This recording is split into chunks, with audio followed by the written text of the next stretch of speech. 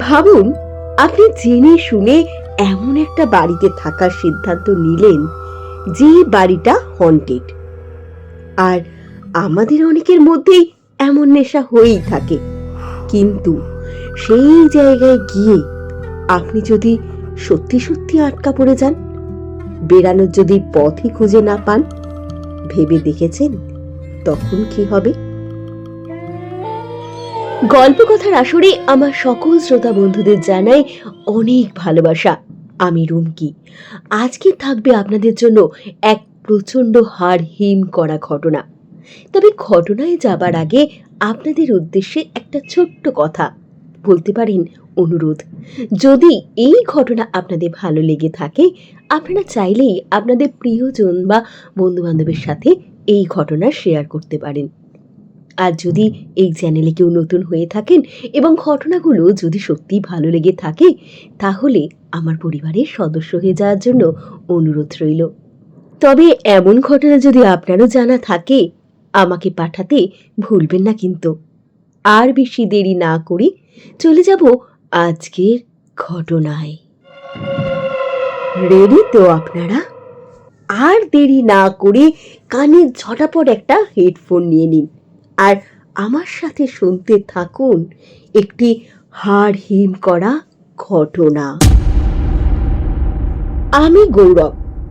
দিদি, আমি কয়েকটা ঘটনা তোমার শুনেছি, আমার বেশ ভালো লেগেছিল ঘটনাগুলো। তাই আমি ভাবলাম আমার সাথে ঘটে যাওয়া একটি ঘটনা তোমাকে শেয়ার করি।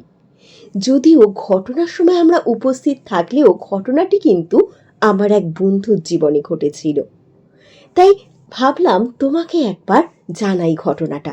যদি ভালো লেগে থাকে তুমি একটু শেয়ার করো। অনেক ধন্যবাদ গৌরব, তুমি এরম ভাবে আমাদের পাশে থেকো। তাহলে দেরি না করে গৌরবের ঘটনাটি আমি আপনাদের সামনে তুলে ধরছি। সময়টা 2015। রনিত তখন ইলেকট্রিক্যাল ইঞ্জিনিয়ারিং নিয়ে একটি নাম করা কলেজে পড়ছে। রনিত 3rd ইয়ার।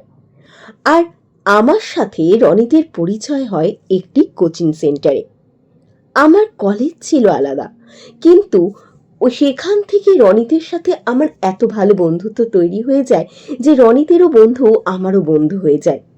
মাঝে মধ্যেই তাই আমরা একসাথে আড্ডায় বসতাম এবং জমিয়ে আড্ডাও চলতো আমাদের। তেমনই এক ছুটির দিনে সকাল সকাল সবার সাথে ফোনে কথা হয়ে যায়, আজ আড্ডা হবে অভিজিৎদের বাড়িতে। সেই দিন কাকু কাকিমা অর্থাৎ অভিজিতের মা বাবা দুজনেই গেছিল ঘুরতে। তারা দুদিন অভিজিতের দিদির বাড়িতে থাকবে। এই শুনে আর আমাদের আনন্দ দেখে কে। সুজন সাথে সাথে বলে ওঠে, আমি তাহলে দুপুরবেলা ভাই তোদের বাড়িতেই থাকছি, ওখানে খাওয়া দাওয়া করব।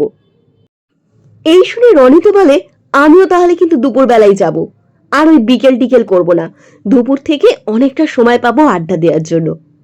অজ্ঞতা আমিও বললাম, আমিও তাহলে দুপুর বেলায় যাচ্ছি, আর বিকেল বেলার অপেক্ষা করব না, লাঞ্চ তাহলে অভিজিৎদের বাড়িতেই করা হবে, পুরোটা দিন একসাথে জমিয়ে আড্ডা হবে। অভিজিৎদের পাড়াতেই থাকে পিকুদা।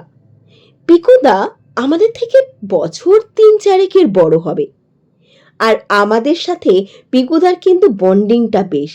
আমরা যখনই আসরে বসি পিকুদাকে আমাদের চাই।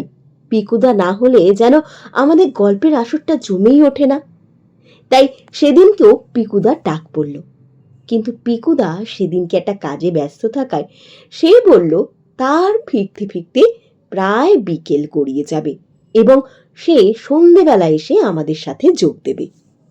সারাদিন হই হুল্লোড়, গল্প, গান, নাচ এইসব নিয়ে আমরা দেদার আনন্দে ছিলাম। সন্ধে হতে না হতে পিকুদা আমাদের সাথে যোগ দিল। তখন আমাদের আসর একেবারে জমে ক্ষীর যাকে বলে। তার সাথে আমরা এতগুলো ছেলে আড্ডা মারছি, অল্প একটু নেশা তো করা হয়েছিল, সেই কথাটা না আমি বাদই দিলাম। কিন্তু যেটা মেইন জিনিস সেটা হচ্ছে যত রাত বাড়তে থাকলো আমরা সেদিনকে নেশা করলেও আমাদের কিন্তু নেশার পরিমাণ ছিল খুবই লিমিটেড, খুবই লিমিটেড। আর পরের দিন রনিত এবং সুজনকে এখান থেকেই কলেজ যেতে হতো, সেই জন্য সেই ব্যাপারটাও আমাদের মাথায় ছিল। তাই রাত অবধি আমাদের চলল নানা বিষয় গল্প। তার মধ্যে একটা গল্প হচ্ছে ভূতের গল্প। ভৌতিক গল্প যখন বেশ জমে উঠেছে, তার মাঝখানে হঠাৎ করে পিকুদা বলে ওঠে তার জীবনে সত্যিই নাকি এমন এক অদ্ভুত কোনো ইনসিডেন্ট ঘটেছিল যা সে নিজে বিশ্বাসই করতে পারেনি। পরে সেই ট্রমা থেকে বেরাতে তার বেশ কিছুটা সময় লেগেছিল। ঠিক এই কথা শুনেই অভিজিৎ এবং রনিত বলে ওঠে, ভূত ফুত বলে কিছু হয় না, ওসব বোগাস, আর আমি তো এইসব কথা একেবারে মানি না। রনিত যখন এরম ভাবে বলে যায়, তখন পিকুদা হঠাৎ করে বলে, আচ্ছা আমি যদি তোকে সেই অনুভূতি ফিল করাতে পারি তাহলে তখন বিশ্বাস করবি তো? এই কথা শুনে রনিত হেসে বলে, ঠিক আছে তুমি দেখিও, আমিও দেখব ভূত আছে কিনা। পিকুদা তখন একটু সিরিয়াস হয়ে যায়। পিকুদা তখন বলে, আমার মায়েদের দেশ বাড়ি যেখানে, সেখানে যদিও এখন কেউ থাকে না, তবে বাড়িটা এখনো রয়েছে। সেই বাড়ির একটা ঘর আছে, যে ঘর একেবারেই খোলা হয় না, আর সেই ঘরে আজও এমন কিছু ঘটনা ঘটে যা রীতিমতো ভয়ের বিষয় হয়ে দাঁড়ায়। আমার সাথে যদি তোরা যাস, বুঝতে পারবি তাদের সত্যি অস্তিত্ব আছে কিনা। সেই মতো আমাদের ঠিক হয় পুজোর ছুটিতে আমরা সবাই মিলে যাব পিকুদার মামার বাড়ি, যেখানে ভূত দেখা যায়। যদিও কথাটা শুনে আমরাও মনে মনে কিছুটা হেসেছিলাম, তবে আমি রনিতের মতো অত গোঁড়া নয় যে একেবারে ভূত নেই এই বলে চিৎকার করব, যেটা রনিত আর অভিজিৎ বারবার করে আসছিল। আমি আর সুজন একটু চুপচাপই ছিলাম। এরপর ট্রেনের টিকিট কাটা হয়ে যায় এবং আমরা রওনাও দিয়ে ফেলি। তাহলে পুজোর ছুটিতে আমাদের গন্তব্য ছিল রাঁচিতে এবং উদ্দেশ্য হচ্ছে ভূত দেখা। আর আমরা যখন রাঁচি শহরে গিয়ে পৌঁছাই, তখন প্রায় সন্ধে নেমে এসেছে। গিয়ে শুনি পিকুদার মামারা থাকে এখন একেবারে রাঁচি শহরে, যেখানে প্রচুর লোকজনের বাস, কিন্তু ওদের সেই বাড়ি সেটা কিন্তু একেবারে গ্রামের ভেতরের দিকে, যেখানে লোকজনের সংখ্যা একেবারেই নগণ্য এবং বলতে গেলে ওখানে গাড়ি যাতায়াতও খুব কম করে। যেদিন আমরা পিকুদার মামার বাড়িতে নামি, সত্যি বলতে আমাদের এতটা ভালো লেগেছিল, আমরা বুঝতেই পারিনি সেই মানুষগুলোকে আমরা সেই প্রথম দেখছি।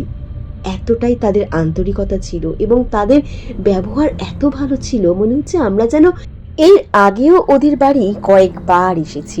এত মিশুকে, ওর মামা মামি, ওর মামাতো দাদা, মামাতো ভাই বোন সবাই, আমাদের খুব ভালো লেগেছিল ওর মামার বাড়িটা।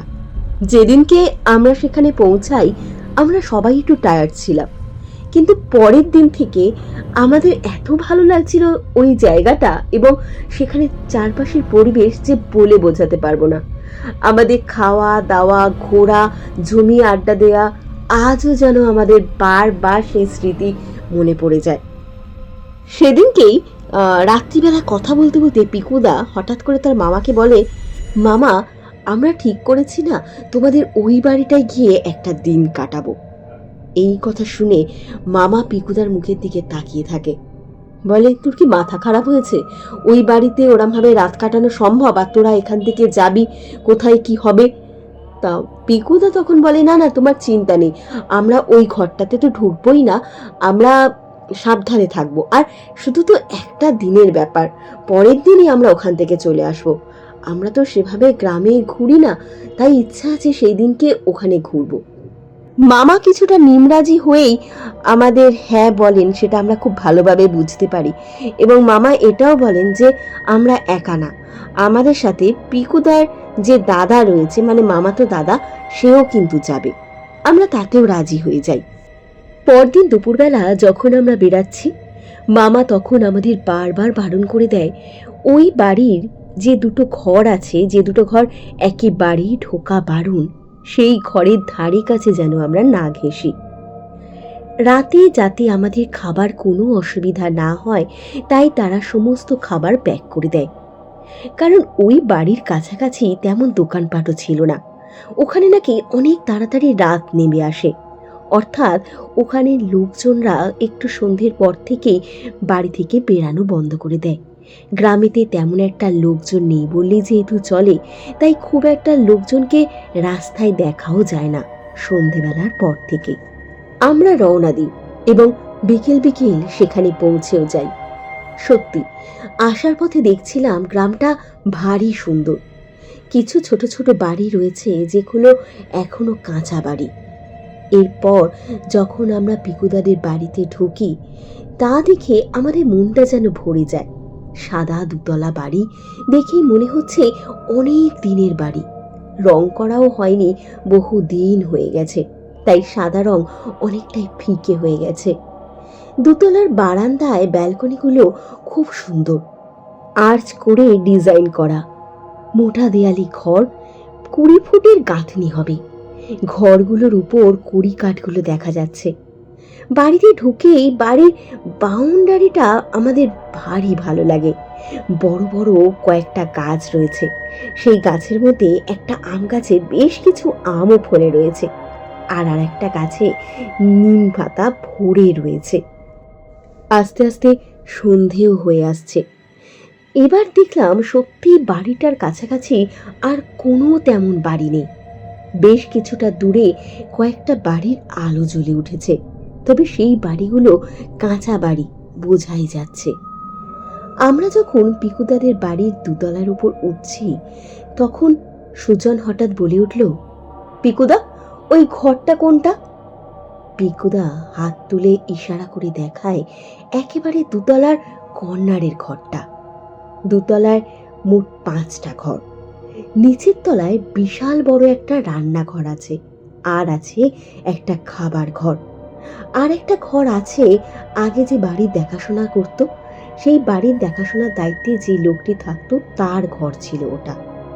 এখন সেখানে আর কেউ থাকে না। তার পাশে রয়েছে একটা গুদাম ঘর। এই পুরো বাড়িটা এখন ফাঁকা পড়ে রয়েছে। তবে পিকুদার মামারা আসলে নাকি ওই ওপরের ঘরগুলোতেই থাকে। এদিকে ধীরে ধীরে সন্ধে নেমে আসছে। চারদিক যেন অন্ধকারে ঢেকে গেছে। বেশ দূরে কয়েকটা বাড়ির আলো টিম টিম করে জ্বলছে দেখা যায়। পরিবেশটাই কেমন যেন থমথমে। মনে হচ্ছে তারা ছাড়া সেই তল্লাটে যেন আর কেউ নেই। এই দেখে আমি একটু মজা স্বরেই বলে উঠি, এ তো দেখেই মনে হচ্ছে গো ভুতুরে গ্রাম। ভূত আর দেখার দরকার আছে বলে তো মনে হয় না। এত নিস্তব্ধ যে নিজের নিঃশ্বাসই যেন শোনা যাচ্ছে। রনিত হেসে উড়িয়ে দেয়। এই কথা নিয়ে খুব ঠাট্টাও করতে থাকে সে। এরপর রাতে আমাদের খাওয়া দাওয়া হয়। পিকুদা বলে রাতে ওই ঘর দুটো ছেড়ে, তার পাশের ঘরটা ছেড়ে আমরা এই পাশের ঘরটাতে থাকবো। কারণ ওই দুটো ঘর থেকে মাঝে মধ্যেই এমন উদ্ভট আওয়াজ বের হয় যা শুনে হয়তো আমরা ভয় পেয়ে যেতে পারি। এই কথা শুনে রনিত বলে ওঠে, ভূতে যদি আওয়াজ করে তাহলে তো ভালোই, গিয়ে তাহলে তাদের সাথে দেখা করে আসবো, কি বলো পিকুদা? এরপর আমরা গল্প করতে করতে অনেকটা রাত হয়ে যায়। রনিত মাঝে মাঝে ইয়ার্কি করে বলে, কই পিকুদা, তোমার ভূত তো এখনো দেখা দিল না, তা সে আসবে কখন? পিকুদা আর পিকুদার সেই মামাতো দাদা কিচ্ছু বলে না। রাত্রি প্রায় 11:30 কি 12টা বাজতে যায়। আমাদের সকলের চোখেই তখন প্রায় ঘুম চলে এসেছে। হঠাৎ পাশের ঘর থেকে ঝনঝন করে কিছু শব্দ ভেসে আসে। মনে হয় যেন পিতল বা কাঁসার বাসন পড়ে গেলে যেমন আওয়াজ হয় ঠিক তেমন আওয়াজ হচ্ছে। সবাই ধড়ফড় করে ওঠে। পিকু বলে ওঠে, শুনলি, পাশের ঘর থেকে একটা আওয়াজ আসলো। রনিত হেসে বলে ওঠে, আরে ইঁদুর ফিঁদুর হবে, তুমি যত সব কোথায় ভূত ওসব বাজে কথা বলো না তো। এরপর আমরা আবার শুতে চলে যাই। পিকু সবাইকে বারবার বলে দেয়, মামারা বারবার বলে দিয়েছে এই ঘরের বাইরে রাত্রিবেলা একা যাতে আমরা কেউ না বেরাই, আর যদি বেরাতেও হয় তাহলে আমরা যেন কোনো একজনকে ডেকে নিয়ে তবেই বেরাই, কারণ ঘর থেকে বেরিয়ে যে বাথরুমটা রয়েছে সেটা বেশ কিছুটা দূরে। এরপর আমরা সবাই ঘুমিয়ে পড়ি। রনিতের নাকি সেদিন রাতে ঘুমই আসছিল না। সে বারবার উস পাস করছিল। সে জেগেও ছিল, ফোনও ঘাটছিল অনেক রাত অবধি। রাত অনেক হয়েছে, এদিকে ফোনের নেটওয়ার্কও ভালো কাজ করছে না। সেও উসবাস করতে করতে একবার ঘুমাতে যাচ্ছে, আবার উঠে বসছে। কখনো আমাকে ডেকে বলছে, এ ভাই চল না একবার বাইরে গিয়ে সিগারেট খেয়ে আসি। আমার যেন সেদিনকার উঠতে ইচ্ছে করছিল না। আমি বললাম, না তুই শুয়ে পড়, অনেকটা রাত হয়েছে, এত রাতে আর একা একা বেরাস না তো, খুব দরকার পড়লে তবেই বেরাস। এই বলে আমিও পাশ ফিরে শুয়ে পড়ি। কিন্তু রনিতের সেই রাত্রে কিছুতেই ঘুম আসছিল না। এরপর সে কাউকে কিছু না বলে ঘরের বাইরে যে ব্যালকনিটা রয়েছে সেখানে একা একা বেরিয়ে যায় এবং গম্বুজের মতো যে পিলারটা রয়েছে সেই পিলারের গায়ে হেলাম দিয়ে দাঁড়িয়ে ফোন ঘাঁটতে থাকে। হঠাৎ শুনতে পায় ঘর থেকে একটা গোঙানির শব্দ ভেসে আসছে। রনিত ভাবে ঘরের মধ্যে কেউ ভয় দেখানোর জন্য এমন করছে না তো। কিন্তু ঘরের মধ্যে গিয়ে দেখে সবাই যে যার মতো শুয়ে আছে, সেখানে কোনো আওয়াজ হওয়ার সম্ভাবনাই নেই। এদিকে সে যখন আবার পিলারের কাছে গিয়ে দাঁড়ায়, সেই গোঙানির শব্দ আরো বেশি করে তার কানে আসতে শুরু করে। রনিত ধীরে ধীরে কর্নারের ঘরের কাছে যায়। সে বুঝতে পারে এই গোঙানির আওয়াজ স্পষ্টত এই ঘর থেকেই আসছে, কিন্তু ঘরের কাছে কান পাততেই সে শুনতে পায় ওই ঘরের ভেতর থেকে অনেকে একসাথে যেন ফিসফিস করে কিছু কথা বলে যাচ্ছে, যাদের কথা ঠিকঠাক করে সে বুঝতে পারছে না, কিন্তু বুঝতে পারছে যে তারা একসাথে অনেকে কথা বলছে। কখনো আবার কেউ গলা ফাটিয়ে কাঁদার চেষ্টা করছে, কিন্তু কেউ তার মুখটা চেপে ধরে রেখেছে। এমন সব আওয়াজ পেতে থাকে রনি যে তার সারা শরীর ভয় হিম হয়ে যায়। কিছুক্ষণ পর সে সেখান থেকেই একটা বিকট স্বরে অট্টহাসি শুনতে পায়। এরপর রনিতের মাথা ঘুরে যায়। সে চিৎকার করতে যাবে, কিন্তু গলা থেকে তার একটা শব্দও বের হচ্ছে না। হাত পা তার যেন অবশ হয়ে গেছে। চাইলেও সে সেখান থেকে আসবে যে দৌড়ে, সেই আসার ক্ষমতাটুকু হারিয়ে ফেলেছে। শুধু ফ্যাল ফ্যাল করে ওই ঘরের দিকে তাকিয়ে সে বসে থাকে। সেই সময় তার কানে বাজতে থাকে কেউ যেন তাকে বারবার সেই ঘরের ভেতরে আসতে বলছে। তার নিজের ওপর নিজের কোনো কন্ট্রোল আর নেই। তার মাথা কাজ করা বন্ধ করে দিয়েছে। সে যে কি করবে কি করবে না কিছুই বুঝতে পারছে না। এই সময় পিকুদার হঠাৎ ঘুম ভেঙে যায়। পিকুদা ঘুম থেকে উঠে দেখে আমাদের মধ্যে রনিত নেই। পিকুদার প্রচন্ড ভয় লেগে যায় এবং পিকুদা দৌড়ে ঘর থেকে যখন বেরিয়ে দেখে ওই ঘরের দিকে, যেখানে দরজার সামনে রনিত পাগলের মতো বসে রয়েছে। পিকুদা চিৎকার করে ওঠে। ওর চিৎকারে আমরা সবাই ধড়ফড় করে উঠি। তারপর আমরা একসাথে দৌড়ে গিয়ে দেখি রনিত ওরম ভাবে বসে রয়েছে। তাকে কোনো রকম ধরে আমরা আমাদের ঘরে নিয়ে আসি, তার চোখে মুখে জল দিই। এরপর রনিত সম্বিত ফিরে পায়। রনিত তখন চিৎকার করে কেঁদে ওঠে আর জড়িয়ে ধরে পিকুদাকে। কোনো রকম তাকে সেদিনকে শান্ত করা হয়। পরদিন সকালেই আমরা সেখান থেকে পিকুদার মামার বাড়িতে চলে আসি। পিকুদার দাদা সেদিনকে রনিতকে খুব বকেছিল, বলেছিল এইরকম সাহসিকতা যেন সে আর কখনো না দেখায়। আমরা যখন পিকুদার মামার বাড়িতে যাই, তারপরেও রনিত সেই ট্রমা থেকে কিছুতেই বেরাতে পারছিল না। এদিকে বাড়ির বড়দেরও কিছু বলা যাচ্ছে না, তারাও শুনলে বকাবকি করবে। তাই পরদিন আমরা ট্রেন ধরে বাড়ি ফিরে আসি। এই যে ভয়ঙ্কর অভিজ্ঞতা আমাদের হয়েছিল তা আমরা কোনোদিন ভুলব না। বন্ধুরা, এই ছিল আজকের ঘটনাটা যদি ভালো লেগে থাকে অবশ্যই একটা লাইক করো, কিংবা তোমাদের প্রিয়জনের সাথে শেয়ার করে নিও। অনেক ধন্যবাদ আমার সাথে থাকার জন্য। আশা করি তোমরা সবাই খুব ভালো থাকবে। এরপরে আরও একটা নতুন ঘটনা নিয়ে আবার তোমাদের সামনে আমি আসব।